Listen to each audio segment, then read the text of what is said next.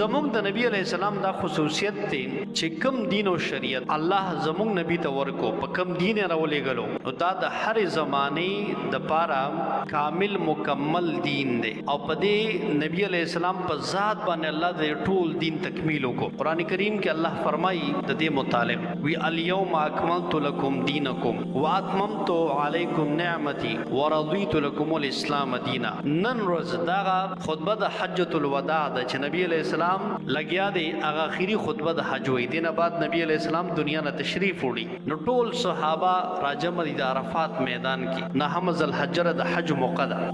او الله دا یاد رولېګو چې نن ورځ الله فرمای ما مکمل ک استاد د پاره دین او پوره مې کو پتا سو خپل نعمت او خوخ مې کو استاد د پاره اسلام به توري دین بس دینه بعد دین کې څه تبدیلیاں نه کی دین کامل او مکمل شو او تر قیامت سبا پورې دا ټول خلکو د اصلاح ذریعہ شو. دینه بعد څوک په دین کې نوې خبره رښتې نشي ځکه دین کامل او مکمل شو. نو دا زموږ د نبی علی السلام خصوصیت ته چې الله رب العزت زموږ په نبی علی السلام باندې دا دین مکمل کدا چې د بل نبی باره کې نه دی ویلي چې ستا شریعت کامل او مکمل او تر قیامت پورې قابل رهنمایي وي نه هغه خاص قوم پورې خو زموږ نبی چون کې آخري نبی دی نو د شریعت او دین هم کامل دی.